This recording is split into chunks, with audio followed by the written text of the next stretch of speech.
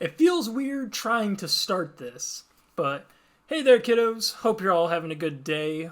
First of all, right off the bat, this is not a lore video, so if that's what you're here for, don't want to waste your time, go ahead and click away. This is going to be a reader tag list, so it's mostly personal questions about my experiences with the books, and I was tagged to do this by a Council of Oxen. So I will be placing a link to her video in the description, and I'll probably try to find a few of the others. You may have seen many of these videos around. A bunch of the booktubers who are doing the Malazan videos have done them. So with that out of the way, let's get to question one, is how did you find out about Malazan? So my mom would actually take me to go shopping to bookstores pretty often. It was one of the things we would like to do when we'd get some time together. And we'd normally go to a Barnes & Noble. We'd go to the little Starbucks that are always attached to them. I'd always get a hot chocolate, of course.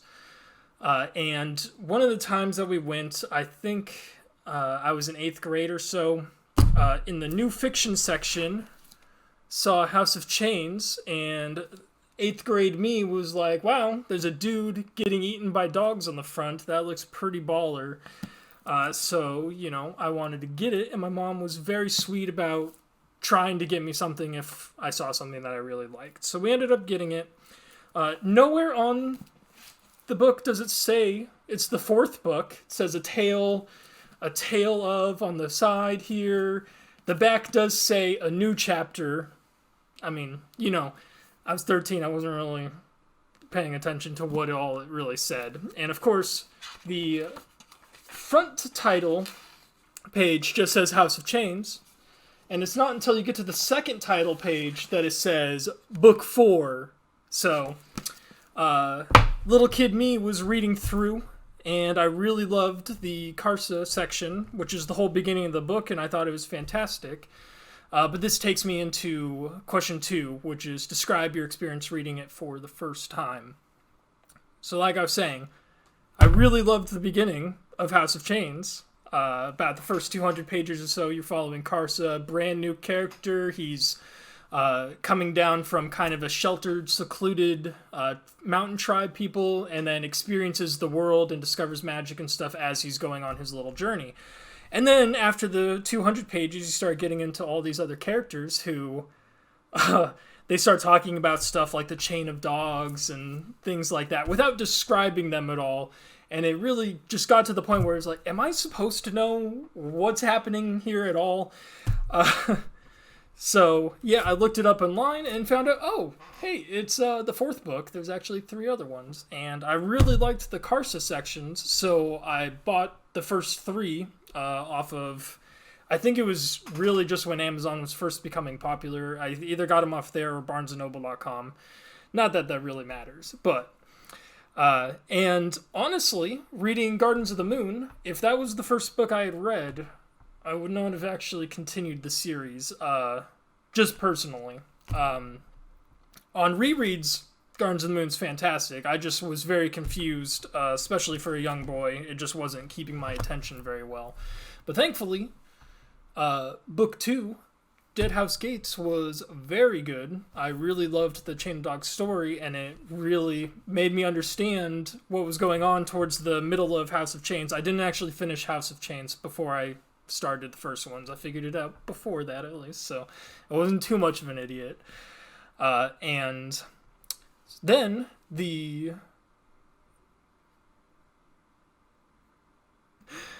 okay, yeah, just had a brain fart there. So then that brings me to question number 3. When did you realize the series was going to be an all-time favorite? So I realized that, hey, I do actually really like the series during Dead House Gates. You know, Coltane, everything like that, you know, made me cry. I would stay up at like 10 o'clock at night reading it way past my bedtime. And Memories of Ice, specifically the Siege of Capistan, was the part that actually cemented it as, oh, this is going to be like one of my all-time favorites just ever. Then question number 4, what is your favorite aspect of the series? So for me, one of the things that I really loved was Erickson's writing style just somehow clicks perfectly with my reading style. when I would actually read the books, I barely ever would see the words on the pages. It was all just playing like a video in my head, and I hadn't ever experienced that before. And in fact, it actually kind of killed other book series for me. Like, I still haven't finished Harry Potter. I tried reading the 7th book. I got 17 pages into it and said, screw this. I basically spent a little over a decade just continuously rereading Malazan. New book would come out, I'd reread them all, and then you just keep restarting. Another thing I really loved about it was all of the different perspectives. Again, I hadn't really read too many books that were kind of an adult theme, so I'd never really seen anything from multiple points of view, and it honestly makes it really enjoyable, especially with the fact of, when the action scenes are ramping up, you start jumping from character to character a lot more quickly, and it kind of naturally just boosts your adrenaline while you're reading, because your brain just kind of keys into, oh, we're getting a lot of points of view, something big's about to start happening. And it just made it, kind of flow very nicely. And probably one of the final points for something that I really love about it is it has a postmodern structure. So it doesn't follow the regular storyline of, Act 1, 2, and 3, the climax, everything like that. It honestly doesn't even really have a common story structure at all. It's just, as Erickson said before, it's just a window into the world, and then, that's basically it. And yeah, I'd say that's pretty true. I didn't really know what the main storyline was until the end, really, of like what's going to actually happen, because you have these 3 overarching storylines that end up intertwining like way down the line in book 7. So until then, you're just like, what's actually going to happen? Number 5, nothing is truly perfect. Share a little gripe you have with Malazan. So for me, one of the biggest things that I had trouble with was that the actual perspectives aren't ever labeled. And I mean, I get why. There's sometimes where that's going to be a little bit of a spoiler, sometimes it doesn't work with what he's trying to do, but for me, in order to actually get the imagery that I'm wanting to go through, I needed to know who I was looking at, so sometimes I would have to read ahead a few paragraphs to try to find a name to figure out who the hell I'm supposed to be like thinking about before we start in the imagery and stuff. So that's really the biggest thing for me about what I like. The only real major gripe that I would have, besides little things like, must needs being a phrase that I'd never heard of. I thought I had like a little editing error or something like that, and it was, nope, it just, just happens all the time. Number 6, what are your favorite and least favorite installments? So for me, favorite, just because of the nostalgia trip, would be House of Chains. If I were to choose another one that I really, really liked, it would probably be Midnight Tides, because, Trill's storyline, fantastic, and then you get to meet some of my favorite characters, Tehol and Bug. The comedy between them is just fantastic.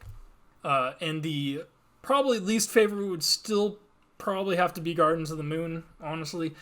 It just doesn't flow the same as all the rest of the books. But yeah. Number 7, how many times have you read the series? A lot. Like I said, I spent more than a decade just kind of having Malazan being the only thing I was reading, and I would just kind of continuously restart it. So obviously with that, I have read the first 4, 5, and 6 way more times than I've read the last ones. I think I've only read The Crippled God probably 4 times. But everything else, the number goes up the closer you get to the beginning. But yeah, so it's just pretty fun. It gets better for almost every reread. There's still new things that I see every time I reread. Like this most recent time, I found my favorite line in the entire series, which is a little bit of a spoiler, but so I'm not gonna talk about it here. But it was nice seeing the foreshadowing that goes on, because he really does put in a lot of stuff that when you come in with a little bit extra knowledge, it makes a lot more sense, or you see things that you didn't notice before. So questions 8 and 9 are kind of similar with, besides Malazan Book of the Fallen, what other reading interests do you have? I'm all over the place with what I like. Give me fiction, nonfiction, doesn't matter. I like historical works, especially actual histories. They're fantastic. I've read, Lightbringer, Stormlight, pretty much anything by Brandon Sanderson's fantastic. A series that I really like that I would recommend is a pretty short trilogy, actually. It's Bloodsong, which I can't remember the name of the actual series, but the first book is Bloodsong by Anthony Ryan. It's nice. It's nice. Some people don't like the second and third one as much, but it's fun. And then lastly, what advice would you give to a first-time reader? So I did go over that a little bit in my introduction book. Malazan's kind of hard to get into for some people. Some people can take it just right away, but it does feel like Gardens of the Moon drops you into the middle of a plot that's already going full speed, and you're just expected to catch up.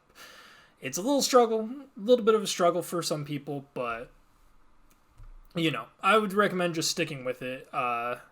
And the actual advice that I would have is, if you didn't like Gardens of the Moon, I would say give it a chance up until Memories of Ice. Because if you don't like it by Memories of Ice, you're probably not going to be a huge fan of the rest of the series in general. And that's about as much of a time commitment that I would suggest somebody who is not enjoying themselves get into it.